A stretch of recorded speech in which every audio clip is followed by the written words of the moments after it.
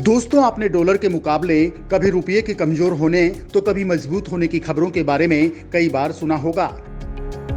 लेकिन कभी आपने सोचा है कि इस तरह से डॉलर के मुकाबले रुपए की कीमत में बदलाव होने से क्या होता है?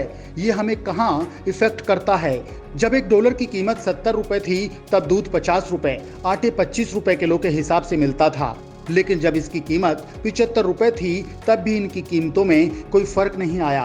तो फिर डॉलर की कीमत का देश पर कहां प्रभाव पड़ता है? तो दोस्तों, बता दें कि इन सब का असर भारत की अर्थव्यवस्था पर पड़ता है।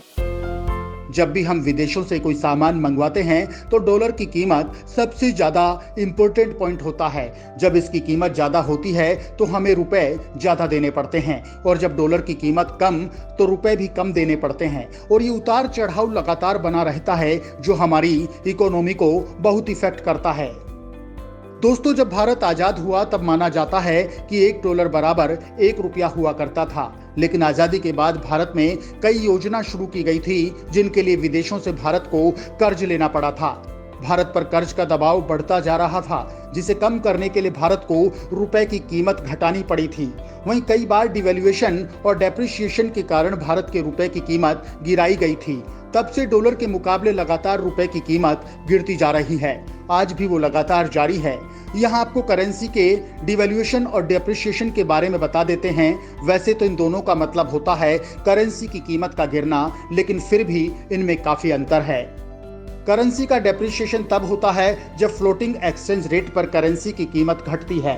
वहीं करेंसी का डिवैल्यूएशन तब होता है जब कोई देश जानबूझकर अपने देश की करेंसी की कीमत को घटाता है, जिसे मुद्रा का अवमूल्यन भी कहा जाता है। उदाहरण के तौर पर चीन ने अपनी मुद्रा का अवमूल्यन किया था। साल 2015 में पीपुल्स बैंक ऑफ चाइना यानी पीबीओसी ने अपनी मुद्रा चीनी युआन रेनमिंबी की कीमत घटाई थी। भारत ने कई बार अपनी जरूरतों के हिसाब से डेप्रिसिएशन जैसे कदम उठाए और रुपए की कीमत को कम किया। लेकिन दोस्तों, यहाँ अगर बात करें कि डॉलर और रुपया एक बराबर हो जाए तो क्या होगा? क्या भारत को इससे कोई फायदा होगा या फिर उसे नुकसान झेलना पड़ेगा? इस सवाल का जवाब हम आपको इस वीडियो में देंगे। तो दोस्तों, वीडियो को बिना स्किप किए अंत तक जरूर देखिएगा। दोस्तों, रुपये और डॉलर के बीच के इस कंसेप्ट को जानने से पहले ये जान लेते हैं कि दोनों की कीमत कैसे तय की जाती है। किसी भी देश की करेंसी की कीमत अर्थव्यवस्था के बेसिक सिद्धांत डिमांड और सप्लाई पर आधारित होती है। फॉरेन एक्सचेंज मार्केट में जिस करेंसी की डिमांड ज्यादा होगी उसकी कीमत भी ज्यादा होगी, और जिस करेंसी की डिमांड कम होगी उसकी कीमत भी कम होगी। यह पूरी तरह से ऑटोमेटेड है। यहाँ सरकारें करेंसी के रेट को सीधे प्रभावित नहीं कर सकती हैं। यहाँ आपको बता दें कि फॉरेन एक्सचेंज एक अंतर्राष्ट्रीय बाजार है जहाँ दुनिया भर की मुद्राएं खरीदी और बेची जाती हैं। ये बाजार डिसेंट्रलाइज्ड होता है। यहाँ एक निश्चित रेट पर एक करेंसी के बदले दूसरी करेंसी खरीदी या बेची जाती है। दोनों करेंसी जिस भाव पर खरीदी बेची जाती हैं उसे ही एक्सचेंज रेट कहते हैं। ये एक्सचेंज रेट मांग और आपूर्ति के सिद्धांत के हिसाब से घटता बढ़ता रहता है। दोस्तों, डॉलर दुनिया की सबसे बड़ी करेंसी है। दुनिया भर में सबसे ज्यादा कारोबार डॉलर में ही होता है। हम जो सामान विदेश से मंगवाते हैं उसके बदले हमें डॉलर देना पड़ता है, और जब हम बेचते हैं तो हमें डॉलर मिलता है। अभी जो हालात हैं उसमें हम इंपोर्ट ज्यादा कर रहे हैं और एक्सपोर्ट कम कर रहे हैं, जिसकी वजह से हम ज्यादा डॉलर दूसरे देशों को दे रहे हैं और हमें कम डॉलर मिल रहा है। करेंसी की कीमत को तय करने का दूसरा एक तरीका भी है जिसे पेग्ड एक्सचेंज रेट कहते हैं, यानी कि फिक्स्ड एक्सचेंज रेट, जिसमें एक देश की सरकार किसी दूसरे देश के मुकाबले अपने देश की करेंसी की कीमत को फिक्स कर देती है। यह आमतौर पर व्यापार बढ़ाने और महंगाई को नियंत्रित करने के लिए किया जाता है। वहीं अगर डॉलर और रुपए की कीमत बराबर हो जाए तो पूरे देश की दशा ही बदल जाएगी। भारत में कमाने वाले हर व्यक्ति की आय 75 गुना बढ़ जाएगी, यानी कि 10,000 कमाने वाला इंसान $10,000 तक पहुंच जाएगा। वो 7.5 लाख तक खर्च करने में सक्षम बन जाएगा।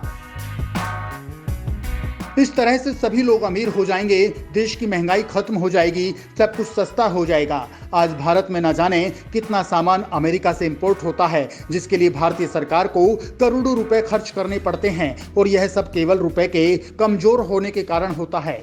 अगर भारतीय मुद्रा अमेरिकी डॉलर के बराबर हो जाए तो हमें टीवी, मोबाइल, महंगी गाड़ियां, गैजेट्स, महंगी तकनीक और उच्च सॉफ्टवेयर जैसी चीजें इतनी सस्ती मिलेंगी जितना हमने सपने में भी नहीं सोचा होगा। इसके साथ ही भारत में तेल की कीमतें भी कम हो गई हैं। भारत अपनी जरूरत का 80% आयात करता है। आंकड़ों के मुताबिक साल 2021 में भारत ने 84 मिलियन टन क्रूड ऑयल आयात किया था। इसके मुताबिक मान लेते हैं कि अगर भारत ने $1 करोड़ में क्रूड ऑयल खरीदा था, वहीं रुपए की कीमत डॉलर के बराबर होने पर यह $1 करोड़ में ही आ जाएगा, जिससे देश में तेल, डीजल और प्राकृतिक गैस की कीमत में भी गिरावट आ जाएगी, जिससे लोग आसानी से पेट्रोल खरीदेंगे। लेकिन इसके साथ ही दूसरी समस्याएं भी जन्म लेंगी, जैसे अगर पेट्रोल सस्ता हुआ तो इसे लेकर प्राइवेट व्हीकल्स ज्यादा काम में लिए जाएंगे, जिससे सड़कों पर जाम लग जाएगा। इसके साथ ही पर्यावरण को नुकसान होगा। इसके साथ ही भारतीयों के लिए विदेशों में घूमना और फिरना भी सस्ता हो जाएगा। यानी कि जहां हमें विदेश जाने के लिए लाखों डॉलर खर्च करने पड़ते थे, वहीं रुपए की कीमत बराबर होने पर हजारों में ही काम हो जाएगा। इसके अलावा हम आईफोन जैसे महंगे प्रोडक्ट जो 60 से 70 हजार रुपए में मिलते हैं, वो हमें 600 या 700 रुपए में मिल सकते हैं। लेकिन इन सब फायदों के साथ साथ कुछ ऐसे नुकसान भी हैं जो भारत की नींव को हिला सकते हैं। एनआरआई मजदूरों पर होगा असर।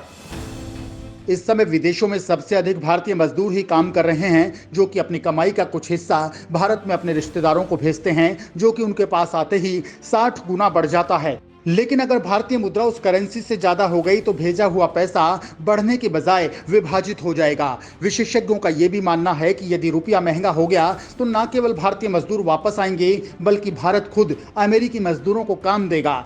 ऐसा इसलिए होगा क्योंकि वे लोग कम वेतन पर भी काम करने को तैयार हो जाएंगे, जैसा कि अभी भारतीय मजदूर विदेश में कर रहे हैं। वहीं ये लोग विदेश भी जाना पसंद नहीं करेंगे। भारतीय मार्केट को पहुंचेगा नुकसान। भारतीय मुद्रा के बढ़ते ही न केवल अमेरिका को बल्कि भारत को भी दिक्कत का सामना करना पड़ सकता है, क्योंकि अंतर्राष्ट्रीय मार्केट में भारतीय चीजें महंगी हो जाएंगी, जिन्हें दूसरे देश खरीदना नहीं चाहेंगे। इससे भारत के व्यापार को भारी नुकसान झेलना पड़ेगा।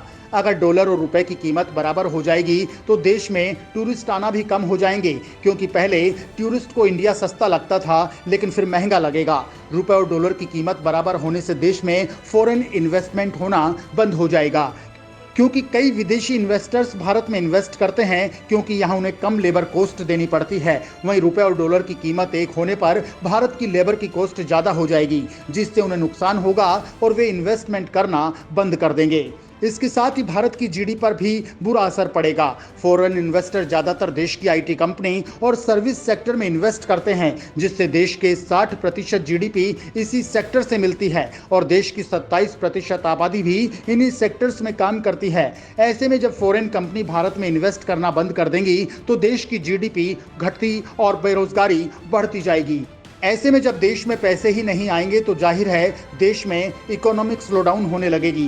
रोजगार और आउटसोर्सिंग देश में पूरी तरह से बंद हो जाएगी। फिर भारत की कंपनी भी फायदे के लिए विदेशों में जाकर व्यापार करना पसंद करेंगी। इन सब का टैक्स पर बुरा असर पड़ेगा, क्योंकि अगर देश में कोई प्रोडक्शन नहीं होगा तो टैक्स भी नहीं आएगा, जिससे सरकार के पास पैसा भी नहीं आएगा। यही कारण है कि भारतीय रिजर्व बैंक ने कुछ मान्यताएं बना रखी हैं, जिसके कारण ना रुपए को ज्यादा गिरने दिया जाता है और ना ही ज्यादा बढ़ने, क्योंकि इन दोनों ही विषयों में कहीं न कहीं नुकसान भारत को भी झेलना पड़ सकता है। वैसे आरबीआई इसे लेकर इतनी ज्यादा चिंतित नहीं होती है। डॉलर और रुपए का ऊपर नीचे होना जायज सी बात होती है। वहीं ये करेंसी इसलिए घटाई जाती है क्योंकि करेंसी की कीमत घटाने से आप विदेश में ज़्यादा सामान बेच पाते हैं, यानी आपका एक्सपोर्ट बढ़ता है। जब एक्सपोर्ट बढ़ेगा तो विदेशी मुद्रा ज़्यादा आएगी। जैसे 1 किलो चीनी का दाम अगर 40 रुपए है तो पहले $1 में 75 रुपए थे, तो अब 80 रुपए है। यानी अब आप $1 में पूरे 2 किलो चीनी खरीद सकते हैं। यानी रुपए की कीमत गिरने से विदेशियों को भारत में बना सामान सस्ता पड़ेगा, जिससे एक्सपोर्ट बढ़ेगा और देश में विदेशी मुद्रा भंडार भी बढ़ेगा और देश का विकास तेजी से होगा। दोस्तों, ज्यादातर लोगों को लगता है कि $1 के बराबर 76 रुपए है, तो अवश्य ही यूएस की इकोनॉमी हमसे 76 गुना ज्यादा होगी। लेकिन ये गलत है, क्योंकि ये जरूरी नहीं कि अगर किसी देश की करेंसी की कीमत ज्यादा है तो उसकी अर्थव्यवस्था भी मजबूत हो। उदाहरण के लिए बांग्लादेश की 1 BDT का मूल्य होता है 1.4 येन, जो जापानी करेंसी है उसके बराबर होता है। लेकिन फिर भी जापान की अर्थव्यवस्था बांग्लादेश से काफी अच्छी और मजबूत है। दोस्तों, किसी देश के मजबूत होने का उसकी मुद्रा की कीमत पर कोई प्रभाव नहीं डालता है। किसी भी देश की मुद्रा की ज्यादा गिरावट और ज्यादा बढ़ोतरी दोनों ही नुकसानदायक होती हैं। भारत सरकार की हमेशा यही कोशिश रहती है कि अंतर्राष्ट्रीय बाजार में रुपये की कीमत बैलेंस में बनी रहे। उम्मीद है आपको रुपए और डॉलर की कीमत बराबर होने पर भारत में इसके फायदे और नुकसान समझ में आ गए होंगे।